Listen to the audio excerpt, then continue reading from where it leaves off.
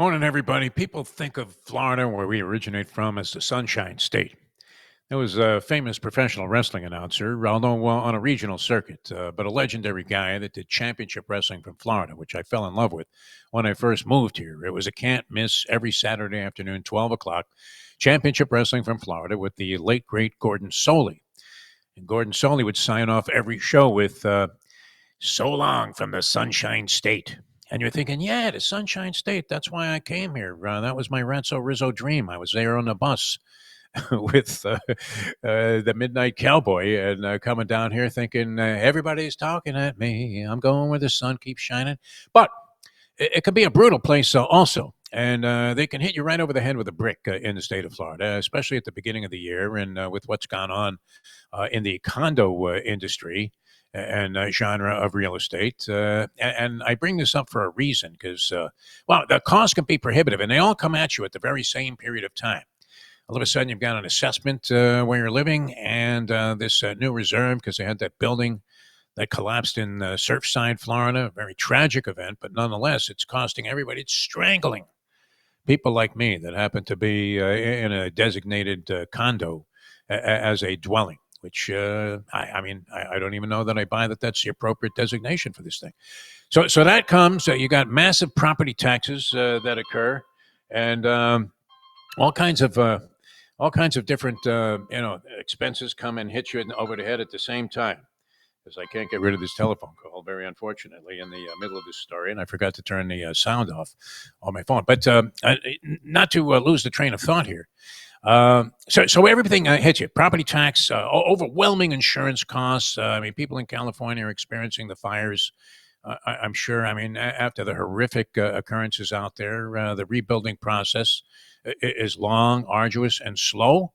And at the same time, the criminal activity on the part of most insurance companies really comes to light. I'm not recommending that you go out and do something drastic about it, but we've experienced it here, and it's hard to even get a home insured. So all of these expenses come at once, hit you over the head like a sledgehammer, and it led to a weekend for me where I was relatively light in funds. I mean, I just shipped off virtually everything that I had right out of the bank. My account was reading 0.0.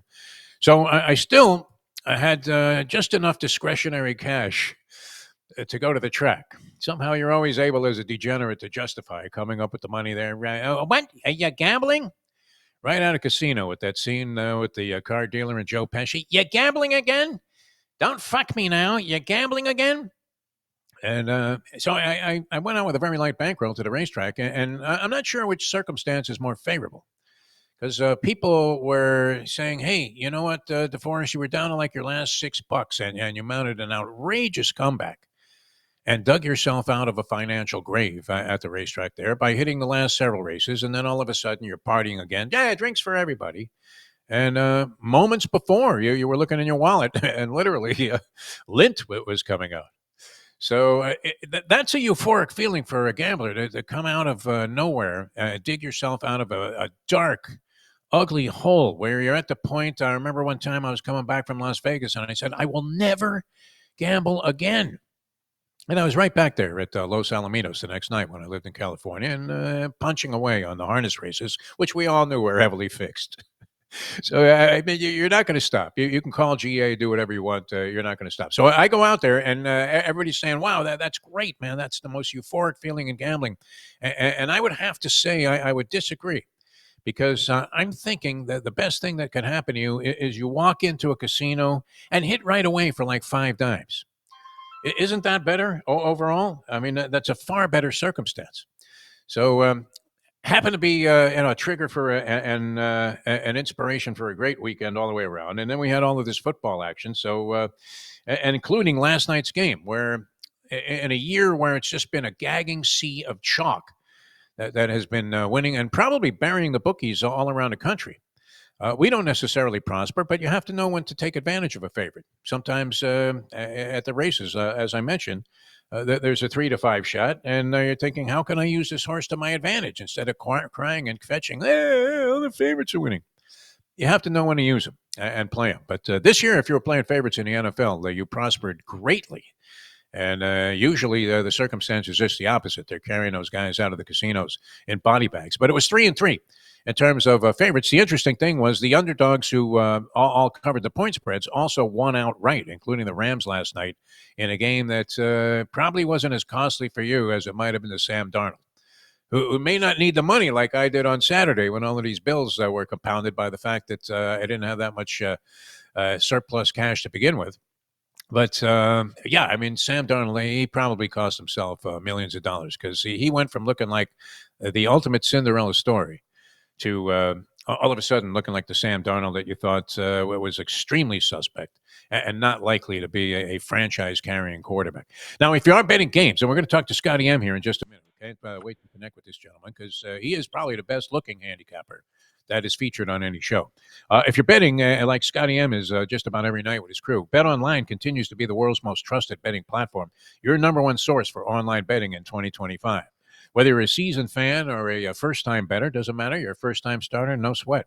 BetOnline is your ultimate game day companion. They have the largest selection of odds on everything from football, the NBA, college basketball, the NHL, UFC, boxing. BetOnline is your number one. The Australian Open. I like betting a little tennis. BetOnline, your number one sports betting source for the new year. From touchdowns to three-pointers to hat tricks to aces, BetOnline has you covered on every game, every play, every win. BetOnline. The game starts. And as we often say about our guests here on the program, the game really starts with these people. And that would be, we welcome back to the show. And this guy has been in periled by health issues. I almost thought that he was in worse shape than the English patient. What is it, 2 times now? Somebody, they slam dunked you with one of these Florida flus, which is unlike, I mean, you could have bird flu, you could have bubonic plague. You get a cold in Florida, you're fucked. So how you feeling, Scotty? I'll tell you, man. They try to keep a good man down, but I'm bouncing back. I had some kind of sinus virus that I caught. I was in bed, as crazy as it sounds for me, which is almost impossible. I was in bed all last week. Finally started feeling better once the antibiotics started kicking in. And a couple of weeks prior to that, my son caught the flu. Obviously, we were hanging out. I must have caught it from him. So it's been a rough month and a half, but it's we're here. A lot of excitement. I've been watching these games. You know, I had to ask you a question, reminiscing. I heard you talking about the Honest days. I don't know if you ever knew this gentleman or seen him at Pompano. They're probably the best trotters capper I've ever seen in all my days. Ron Bash. Does that name ring a bell to you? Rings a bell, but the recall being what it is, I'm not picturing Ron Bash, but Well, the name this guy used to sit out at Pompano Park, and I'm talking in the late '80s, so mid to late was '80s, the early. winter capital of harness racing at the time. Yeah, exactly. It Now was. the track doesn't exist anymore, and it's a casino. Yeah, that guy got unbelievable information. His phone was ringing, and he wouldn't tell. I'm sitting right next to him. Ron, what's going on? I'll be right back. He wouldn't divulge the information out. And this guy used to make some unbelievable scores in the hottest days. Crazy times back then. But I first came down here in the '80s. Hollywood Dog Track, 15, 18,000 on a Saturday night. Yes, $1 million pool. I mean, handle at a dog track. Yeah, highlight, jam. I That mean, was wonderful. Yeah, yeah, all these sports no longer in existence. It's unbelievable. pretty incredible. And you would think with the boon in gambling that these particular entities would have had more chance to survive. Highlight kind of did itself in and was very much a regional element Yeah, to that. I think in Connecticut they had a front on. They had a couple around the state of Florida that weren't overwhelmingly attended. And the ones here, though, I remember when I first went to Highlight, I was down here on a vacation from college, one of the spring breaks or Thanksgiving or Christmas breaks. And I loved it. I mean, it was sensational. They called Miami Highlight the Yankee Stadium of Highlight, and it was every bit of that. And then when I came back here to live in the '80s, unfortunately, there was a lot of the white powder going around, very pure, right off the Colombian vine. yeah, And you could go to Miami Highlight and you'd be yelling and screaming for a player, and you'd see somebody else also rooting for the same guy. And then you'd look over to the guy's table in a restaurant, and he'd have a pyramid of cocaine there, and it turned out you were cheering on El Chapo to a victory. I mean, it was insane down here. But the sport had a lot of excitement. It's actually one of the most interesting games just from watching plays. yeah. Sometimes like you could go there and see 10 outstanding defensive plays made Right, in terms right. of catches. And if you go to a baseball game and pay hundreds of dollars for tickets, you're lucky if you see one or two. Yeah, no, it was good times. I'll tell you. And some of the it's crazy because you shake your head a lot. Some of the catches these guys made were like they climbed the wall out of Oh no, yeah. and then all of a sudden a little shot and they drop it. And you're like, what? You know, kind Yeah, of. it was always mysterious those playoff points. So when the six team would just overserve right away, and there was no competition there, and you're sitting there tearing up tickets and cursing out some guy that doesn't speak any English, and is unlikely to not have heard the particularly unflattering statements that you were making towards him before. Right. I got kicked out of. Well, I didn't really spark the incident. It was a friend of mine, but we got thrown out of Tampa Highlight one time because. Guy I was with, you know how they have the wire screen Yeah. and between the crowd and the actual court. Sure. And my friend fired a drink. I'll never forget this at Wow. Daniel, who was the top player there, a guy named Daniel. Eventually came down to Miami Highlight, and he fires a drink through the screen, and you could see the ice like sliding across the granite floor. Wow. Wow. You're thinking, I don't think we're going to be here much longer, there, my friend. And sure enough, we were promptly escorted out by security. It's just amazing if you think about the last 35 years. I mean, not to go over every little thing in 35 years, Yeah. but back, like you said, when we first came down here, I came down in the late 80s, highlight booming, dog racing booming. Now you're talking about player props. You're talking about live betting. Back then, you didn't even exist. If No. you think about it, none of this stuff that's hot now existed back then, and vice versa. The stuff that was hot then does not even exist now at all. Well, and there were aspersions cast towards gamblers. I mean, it was sort of, like, so some people say, well, for some reason, women always fall in love with the bad guy. So there was an element of, that you were a little bit off the beaten path and beating your own drummer if you were a degenerate gambler. I loved harness racing back in the day. Me too. As Meadowlands. many times as I saw Carmine Abatello stiff a horse there at Roosevelt Raceway, I still loved the game. And when I came to Florida, I mean, that was one of my first destinations. They had, I mean, a really, hot operation then, Oh yeah. where Pompano Harness was known as a winter capital of harness racing, and all the New York and New England entities that were still very much in action. They would ship some of their best horses and drivers and trainers down here, and it was great for a while. I remember there was a guy named Alan Finkelson was the PR director at Pompano Harness Track, and he was very friendly with George Steinbrenner, who Yes. also was involved in a racing game. So it wouldn't be uncommon to pop into, and Alan was an extremely welcoming person, one of those guys that you just can't help but fall in love with. You always feel like he was your best friend your entire life, even if you just met him. Right. And always great Yankee players in there because they trained in Fort Lauderdale. Right. So it Right. was quite a spectacular place to be, and you'd be in this guy's office, and there would be Mickey Mantle, Whitey Ford, and a collection of Yankee greats just hanging out with this guy and betting on harness races. So, but as you said, that's all dissipated. It's such a mind-boggling change to the game. Yeah. Where Scotty M, like you're talking about, prop bets used to be like a side bet you would make in the bar with one of your friends. And now it's generating these zillions of dollars that are helping the gambling industry thrive. So, interesting stuff. All right, I want to get your thoughts on the college football playoff championship game is set. Fighting Irish of Notre Dame prevailing in their contest and doing it somewhat impressively. No, I call the Fighting Irish, Defo, the team of destiny. It seems like seems like somehow, some way, they just find ways. Whether the other team gives them gifts, like Penn State did, with 33 seconds left in that game to turn the ball over. I don't know what that guy was thinking to throw a ball across the middle of the field yeah. instead of just running the ball. See if you pick up some yardage. If not, hey, we're going to overtime. We got a shot at 0-0. But it just seems like this Fighting Irish team is just like a team of destiny. I mean, Ohio State, obviously the big powerhouse. Everyone's talking about them, how explosive, how they're just beating up on people. But that last game they played wasn't, they weren't beating up on that Texas team, because I'll tell you, if it wasn't for that strip sack and running it back the other way, that game could have been 21-21 with 4 minutes to go. Anybody's game. So Texas played a hell of a game against Ohio State. I think that Notre Dame, the way they're playing, I mean, this guy Freeman, unbelievable coach. He's really taken this program to a whole different stratosphere in a very short period of time.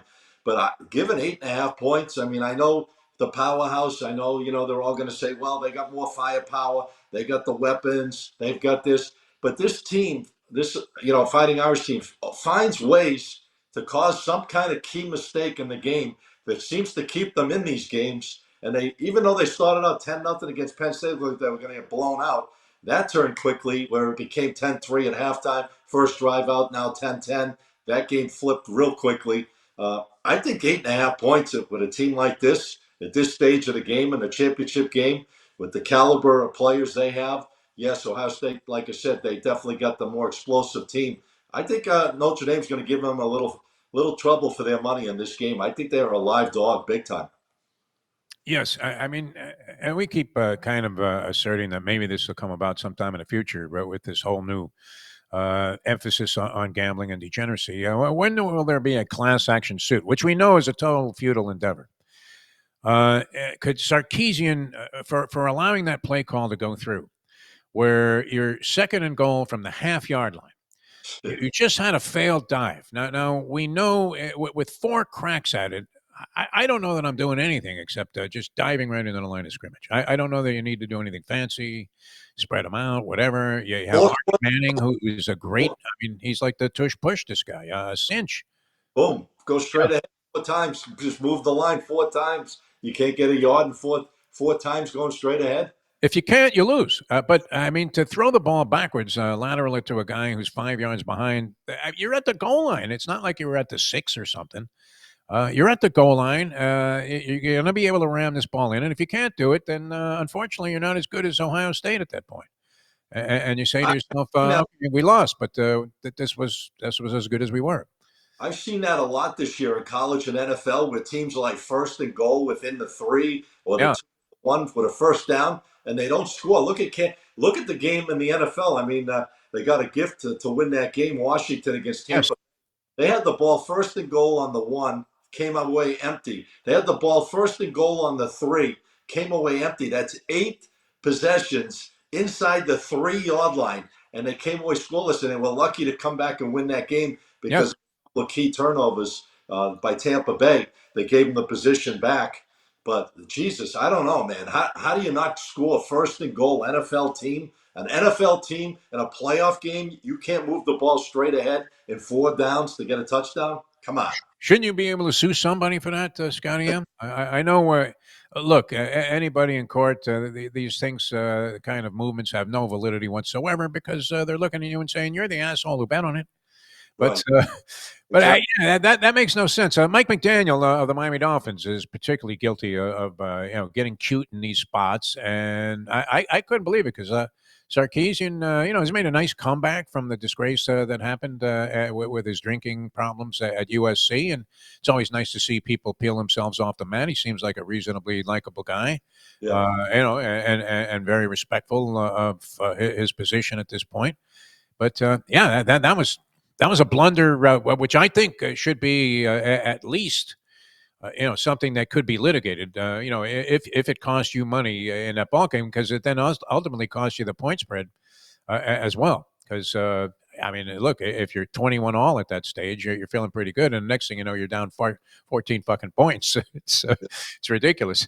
All right, so you're tempted to take the points there with Notre Dame, a team that's been largely overlooked because of the loss to Northern Illinois in week number 2.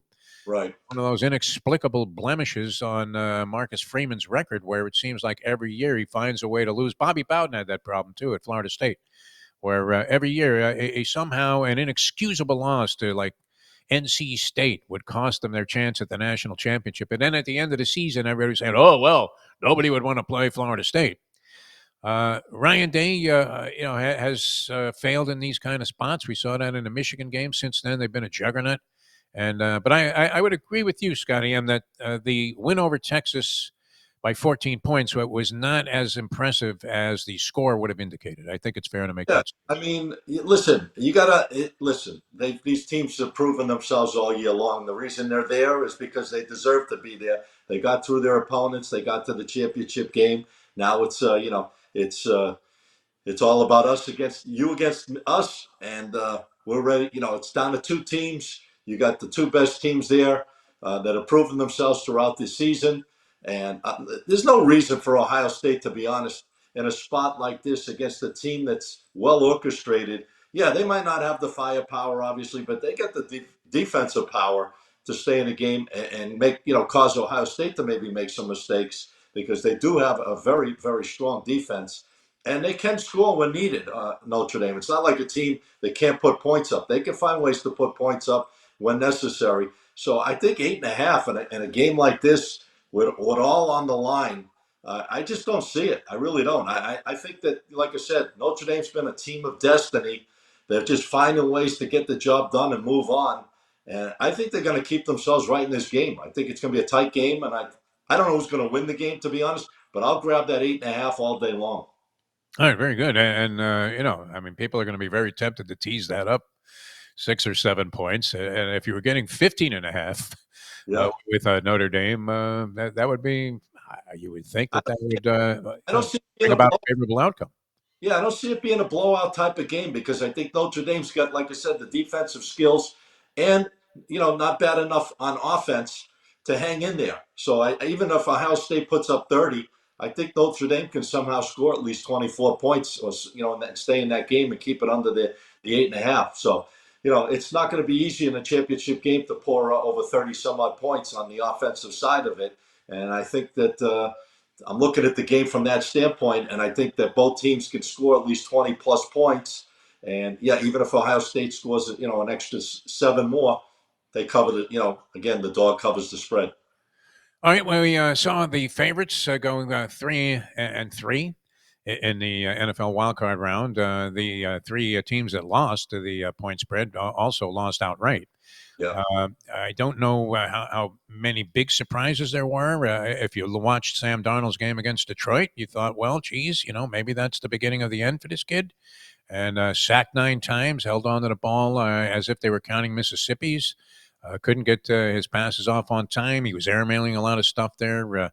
As we said, Christopher Cross approach, sailing. He was sailing balls over Justin Jefferson's head for the last 2 weeks. Probably Yeah. cost himself a lot of money. I don't know. It was a shocker that the Rams came up with the win, and I'm not sure how much of a future the Rams have in the playoffs, having to now travel to Philadelphia. The other matchup in the NFC featuring the Detroit Lions, and they're taking on the Commanders, who wow. I mean, even in the situation where they took the lead on that touchdown pass from Daniels in the fourth quarter, um, that was on a 4th and goal also, Yeah. where, they started out in favorable, extremely favorable field position and almost didn't score. So, yeah, that kind of shutouts have been happening a lot. If they play like that against Detroit, they're not going to even be close in that game because let me tell you, you get if you blow mistakes like that inside the 3 yard line, 1st and goal against a team like Detroit, come away empty, and Yeah. 1st and goal and come away empty, 8 possessions and come away with nothing against an offense like Detroit's, you're going to have a long afternoon. You're going to have a big problem, and you're probably going to end up losing by at least 2 to 3 touchdowns. So I think, to be honest with you, the play of the weekend for me, I think, is going to be Detroit. I think they're going to absolutely just blow out Washington. I think it was a one and done. I don't think Washington has the talent on both sides of the ball. Daniels obviously he's a talent, obviously, but I don't think that they're going to be able to stay with Detroit. They're just too good at this point in time. They know what they're doing. They're focused. Goff's having an unbelievable season. He's got great weapons. I just see that game being an absolute blowout. I think that they win that game by 2 touchdowns minimum. So my best bet of the weekend is going to be Detroit absolutely pounding. I'd probably buy that line down. It's about 9.5. I bring it down to 8. I'd buy a full point on this game. I'm not worried about it because I think I'm on the right side of the game and I'm just looking for more value to give myself a greater edge than the public just buying it as is. And a lot of these games, like I say, sometimes they do come down to it. Even though you think it's going to be a blowout, sometimes they're a little tighter than you want them to be. But I think Detroit at home -8, absolute monster play. Love Daniels. You can't help but really enjoy watching this guy Oh, play. I don't know. I mean, it's one of those things where the Jerry Glanville statement comes about NFL stands for not for long. If he continues to play with the so-called reckless abandon that he's shown so far, diving forward and hurdling tacklers. Are you seeing RG3 the second? I mean, RG3 would be RG4 at this point. I think they could Can control you him. be RG3 the second? That kind of gets into like squaring and multiplying, right? That would Yeah, make him RG the sixth.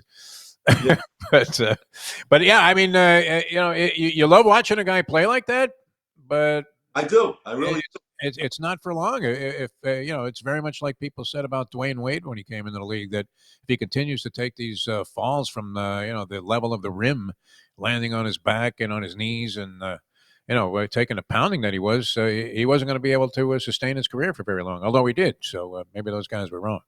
Yeah, I mean, listen, in the NFL, the speed of the game and how furious of a game it is, intense wise, you don't want to be absorbing a lot of hits in your career. Obviously, you want to play smart. If you're a quarterback, a young guy, especially like a Daniels, that's a true talent.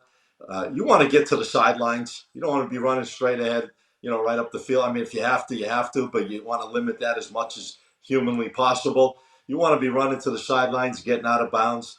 Don't take those big hits. Don't think you're a hero because then you could become a zero real quick when you're not playing for weeks because you're sitting on the sidelines and you're costing your team a chance, from a championship. So, yeah, I mean, if I'm a young quarterback, I got to think like that a little bit. I'm going to say, hey, listen, I got to, I got to preserve the body. They got me here, and I got to think smart. I don't want to play stupid and take those big hits where I could get knocked out and miss a lot of weeks of action.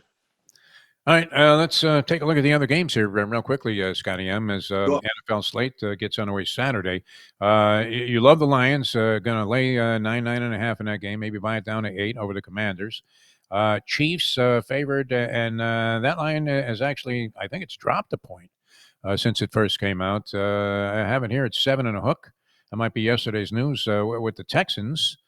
Many people feel the Chiefs are a veritable cinch to get back to the Super Bowl. I don't know that I agree. I think you could probably throw an umbrella over Chiefs, Bills, and the Baltimore Ravens, and it would be no surprise if any of those three teams ended up in the bowl representing the AFC. No, those are the three teams. I mean, they've been that way pretty much steadily. They've all throughout the season. Baltimore's heated up at the right time. Buffalo's playing great. Chiefs had a phenomenal season once again. What can you say about them?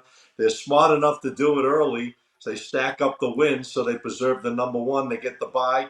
They go against the easier matchups on paper. Obviously, you still got to play the games. You still got to show up and execute. A lot of these teams, that's the problem with them. They look like they're going to get there and do the job, but then they're not executing. They come there and lay an egg. So, but I don't see how Kansas City drops this game against a team like Houston. I mean, Houston just caught the Chargers in the right spot. Maybe a lot was going on with those fires at the time. It seemed like they got off to a 6-0 start, the Chargers, and then everything fell apart. I never seen Herbert have such a terrible performance. He played worse in that one game than he did all season as Yeah, far as interceptions. advertisers were dropping him as an endorser after that. That was just ice cold ugliness, and I don't know if it fanned the flames of the age old Miami Dolphins argument from their fans that they would have been better off taking Herbert than Tua, but Yeah. it didn't look like either of them really. What was it? Was going to be the kind of guy that was going to carry you to a title. All right, so the marquee game, of course, Ravens Bills. What do you make of that, Scotty? I love the Bills in that game. I think the Bills are going to get the job done. I hate going against I hate going against Baltimore. That's for sure because they definitely got weapons. They're definitely a powerhouse. But I just think for some reason you put this game Bills Mafia. They're making them a home dog right now. I Home mean, dog. That seemed. I just looked at that first time I seen the line on that game. yeah. That's a surprise to me. I don't know how it struck you. I think Buffalo in their building could beat anybody. They've proven that. They gave Kansas City their only loss this season. They kind of dominated the game against Kansas City. You could say, yeah, it was a regular season game, whatever. But that game meant a lot to both those teams mentally and emotionally. So we know that was a big time game. They played with a lot of energy. You got to come into these games with, if you're coming in at 100% on the normal, you got to come in at 300% when it comes to these playoff games with the intensity, the way, listen, there's a lot on the line. These guys have egos. This is what they put it out there for since kids. They want to win a championship. You know, Josh Allen wants to win a championship. Lamar Jackson, they all want to win championships at the end of the day. Yeah, they make hundreds of millions of dollars, these guys. We get it. But they still love the game. They're still intense about the game. I love this matchup. I think Buffalo at home is a live play. I mean, I can't even say live. They are live. They're going this. It's too bad that these teams are facing each other this week because these are probably the two by far outside of Kansas City, the two teams right on Kansas City's heels. And the winner of this game, depending on how Kansas City comes out of it against Houston, which I feel they'll prevail, obviously, and get the job done. I think they give them. I don't think that line on that game between Kansas City versus Baltimore or Buffalo is going to be more than 2 or 2.5 points either way against either one of those opponents in Kansas City.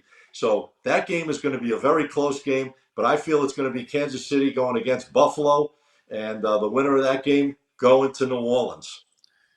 This is kind of like seeing some Todd Pletcher monster out at Gulfstream Park, and you're baffled by the fact that the horse is 2-1 with a minute to post, and then ultimately, once all the money comes pouring in from the other sources and betting outlets, the horse ends up going off 3-5. I can't imagine that the Bills will be a home dog in this game. I would not bet against them at home in Well, this. the problem with this game, Defo, not that there's a problem with the game. It's a great matchup. I mean, Yeah. look at this game. This is the ultimate dream matchup. This is for the MVP of the NFL this year. I believe this matchup actually between Josh Allen and Lamar Jackson. There's a lot on the line here. I mean, this is a major great. This is what the NFL wants. This game's going to be watched big time, and it's just a tremendous matchup. Two great teams going at it. Two talents at running the show for both of these teams. But I just got this feeling, and when I get these feelings, and I saw it right from the get go, I just feel Buffalo's going to find a way to get the job done at home in advance. As good as Baltimore is, and I hate to bet against Lamar anytime, any place, anywhere. I think Buffalo's going to handle them in this game. I think they got a shot to win this game by a touchdown or more. Buffalo. Speaking of Buffalo, that would be the Niagara Falls trigger, Rip. You mentioned that you don't like to bet against Lamar Jackson, to my good buddy, who I don't know how much money Lamar Jackson has torched for him, but there have to be other people that are also riding that same dead end train. All right, so we'll see. It's going to be a lot of fun. Scotty M, how do people get your assistance when they're trying to make handicapping opinions and actually come away a winner? Yeah, no problem. We're here each and every day. I mean, this is what I do. I've been doing this since 1988, going into 37 years full Wow. time betting sports. And I had the pleasure of knowing you almost 30 of those years. So we're going at it. You and I, we've been around a long time, and that's great. The way to find me is on my Instagram channel, and all you have to do to find that is SM Sports Picks, Picks. Shoot me a DM. Any questions? If you're interested in more private, exclusive type games, I put out to my serious type players. We put out free stuff all the time. You can always get free picks on a daily basis. But if you're more of a serious type player, shoot me a DM. I'll explain to you the different things we offer. Maybe we can fit you in.